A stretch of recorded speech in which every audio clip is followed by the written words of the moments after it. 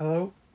So today I'm going to be analyzing capillary forces that quote unquote glue two horizontal surfaces together through a layer of water.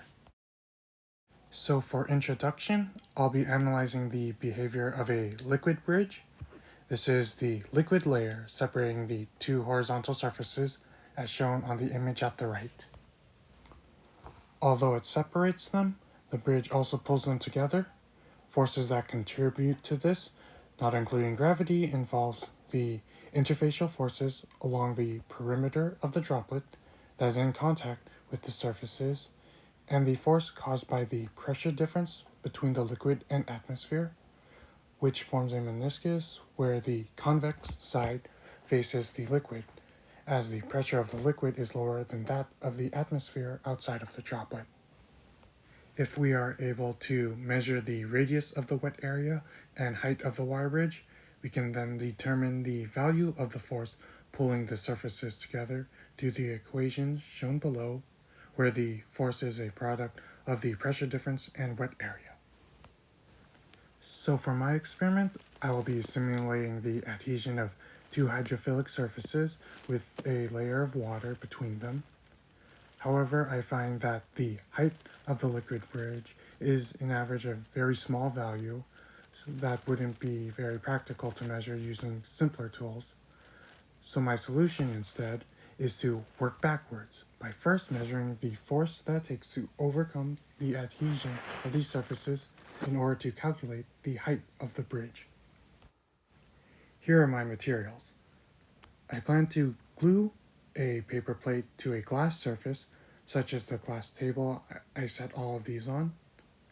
I have a ruler and a mask scale for measurements that I need, and a mask, penny, and tape for the rest of the setup.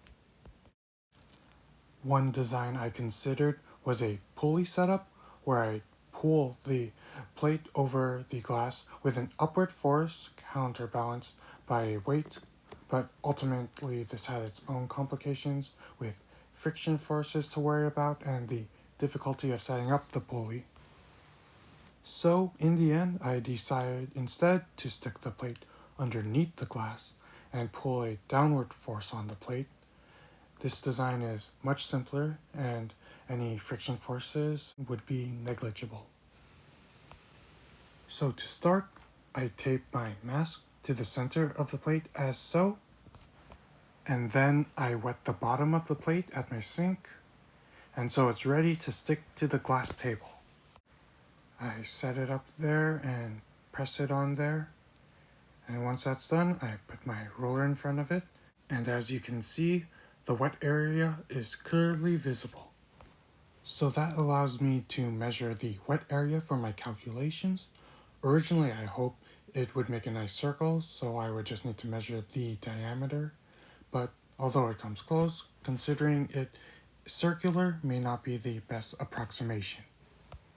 So instead, I use the area analysis function of the ImageJ program to calibrate a scale on my photo to estimate the area of the water, which then comes around to 124.536 centimeters squared. So back to the experiment, I load the weights into the mask that's attached to the plate. It actually took a while to find the sufficient amount of pennies to load into the mask. I was worried that the mask wouldn't be big enough to hold all of them. Luckily, after I lost count, I noticed the water was parting over the glass, and so I stopped loading and waited until the plate was ready to drop.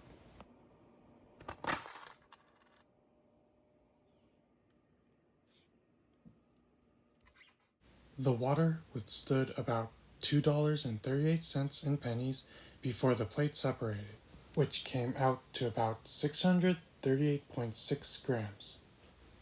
Additionally, I weighed the mass of the plate setup to determine the total mass of the hanging objects. So for my calculations, I determined the wet area and total mass. Assuming normal room conditions, I determined the gravity and surface tension of water. I also assume zero contact angle, though this is just an approximate guess on my part. With these values, I equate the capillary force equal to the negative of the total weight since the force is pulling inward. From this, I can use my previous equation to solve for the pressure difference. And finally, I'm able to calculate the height of the liquid bridge, which comes out to about 0.0278 centimeters, which is much too small for me to measure with my ruler. So overall, the experiment went smoothly. Not too many bumps, although the penny loading took quite a while. But through this experiment, I was able to calculate values that I couldn't measure with simple tools. However, I do make some assumptions, such as room conditions and contact angle, that may not be so accurate. If I were to go back, perhaps I could find better hydrophilic surfaces to make that assumption, or coat the surfaces I use with a hydrophilic coating. Additionally, if I could measure the height of the bridge practically, I would then be able to evaluate the validity of the assumptions I made. But overall, that does it for my experiment. Thank you very much for listening.